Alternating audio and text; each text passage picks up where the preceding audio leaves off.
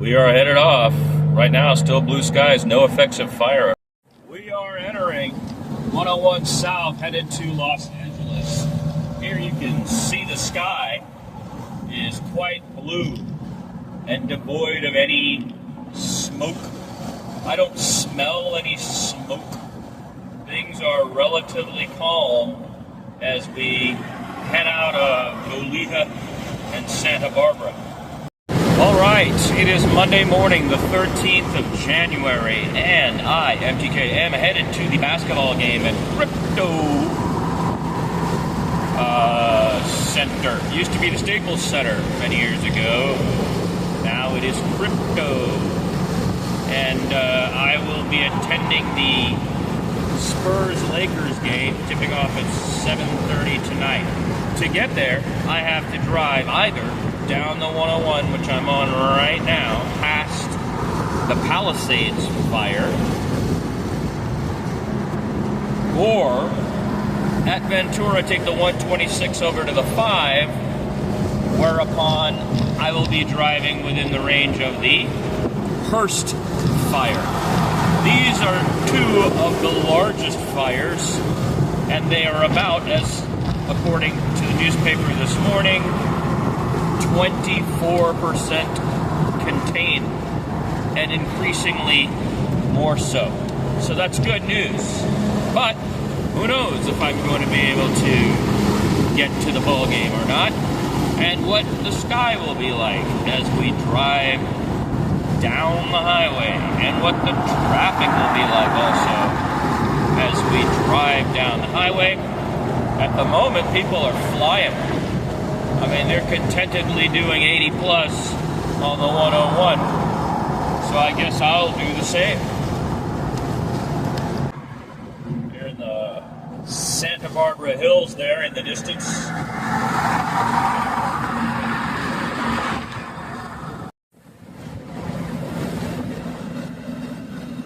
Pretty gorgeous with the top down here in Santa Barbara, just south of Goleta.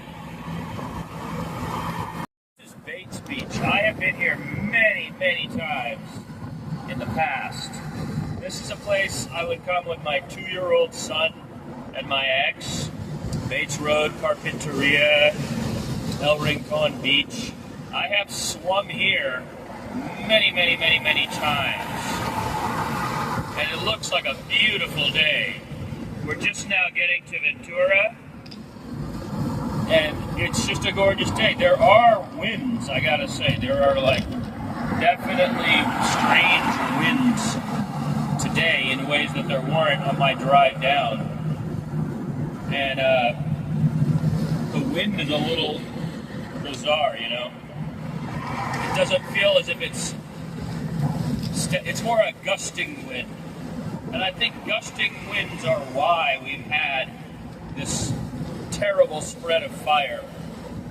The embers are tossed into the air, and then gusting winds send them a distance, and they fall on land, and fire starts there.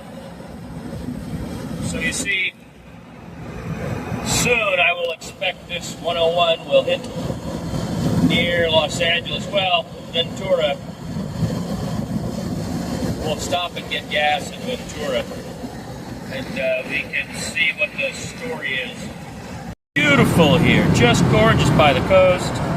I'm on the 1. There's no evidence of any smoke or any fires. Nothing is black. It is the normal winter browns and greens. The ocean is just calm as can be. Here, check it out. Calm as can be.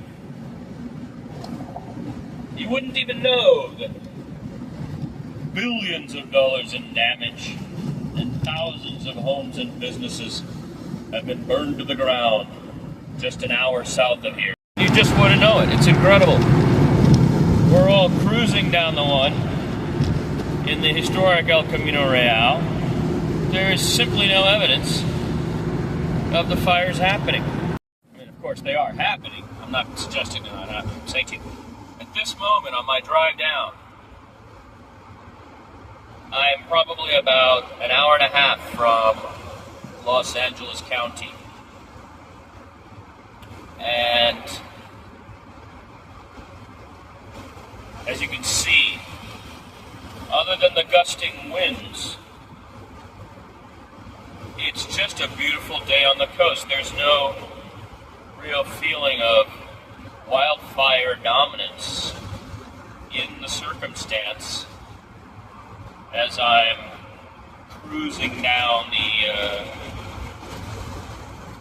the one here.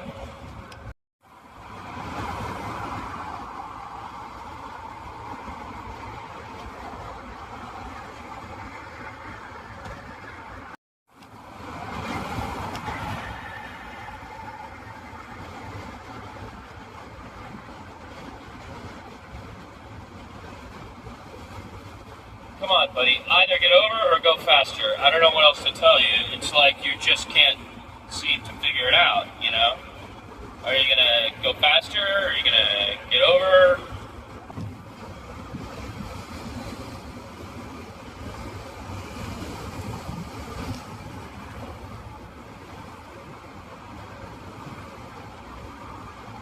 F1 Audi.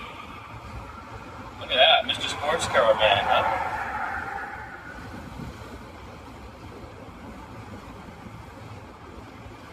Honestly, would you know, looking at this view, that an hour from here, the entirety of Los Angeles is on fire? Well, a good deal of it, shall we say? I don't think you would. I don't. Except I know it to be true because of the news. You know, we are humans that are interconnected. Interconnected humanity. Just a stupendous day on the California coast on this Monday, January 13th, as I head down to Crypto to see the Los Angeles Lakers host my San Antonio Spurs and the phenom, Victor Loresor, Wembanyama, Wemby #1 in the silver and black, against LeBron James, AD, the entire Laker phenomenon that is Showtime 2 at Crypto tonight. Alright, we're getting there, folks. And we're really moving. Alright? I'm passing through Ventura. I have enough gas. I got a quarter tank. I'm going to stay on the 101. The 126 is coming up. And the question is, take the 126 or stay on the 101, and I'm not sure what to do. So what I'm going to do is exit at the 126 and find a place to talk to some people who might have an idea.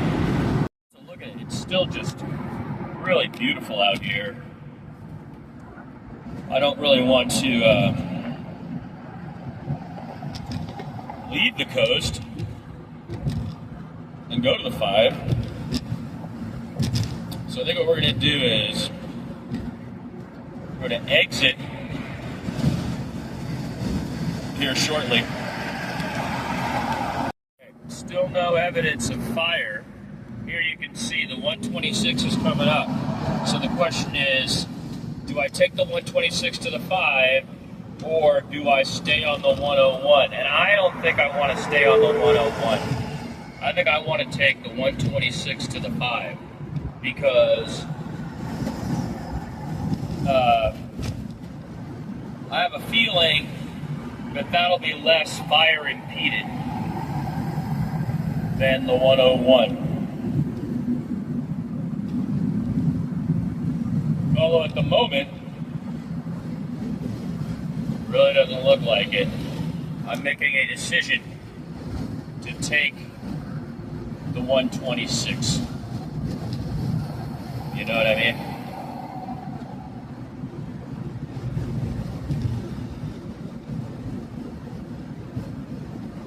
And I'm going to stop for gas. And what I do, I'm going to ask somebody what they think I should do. All right, we are on the 126 East now. And it's going to take us to the 5. Janet has rerouted me to the 101. I'm back on the 101, which I guess that's what we're doing now. We're doing the 101. I'm trusting Google. Instead of taking the 5, the 126 to the 5, I stopped for gas and I got the car washed. By the way, she looks considerably better. And there is the very beginnings of leakage have started on my roof, which is bad. So I am a little concerned about that. But I am back on the 101. This thing is telling me go via the 101. I'm going to do it. But look at this. There's no smoke. There's nothing here. I don't smell smoke. I don't see smoke. I am moving along on the 101 from Ventura. Whether or not Palisades is going to mess up the trip is now just going to be what happens. I'm taking Palisades. So there we go. It doesn't feel apocalyptic at all. It doesn't feel like I'm driving into a crazy wildfire zone still. And I can't be that far from my destination at this point. I mean, I'm leaving Ventura, you know? I wonder, is it suddenly going to turn on the 101 into insanity? Or is it going to stay chill like this? I'm going to tell a little story right now. Maybe I'll start fresh. Story about how in 1995 I was living in Watts and Compton area because we were doing an installation, an art installation. Rigo and I, one of Rigo's major cool projects in Watts for the Watts Labor Community Action Center. Now the WLCAC, they hire a lot of convicts. One of the great things they do for the community is when black and brown brothers and sisters come back from prison, they can't get work. And so there are community organizations that can provide work and a place where they can have a stable, income and so on. Well, WLCAC, Watts Labor Community Action Committee, is one of those. So I was there early, and I was working with several of the people there, and doing some painting. And one of the fellows, he said, "Well, I learned graphic design while I was inside. I took a graphic design class." And Rigo was smart enough and beautiful enough. As a person, he was always like this. He's like, "You should design the flyers." So he used a Mac, and this is 1995. I mean, it's not like today. And made these killer flyers. It was really cool. Everything looked great. And the day came that we had to take the material to the printers so the printers could do up all the stuff.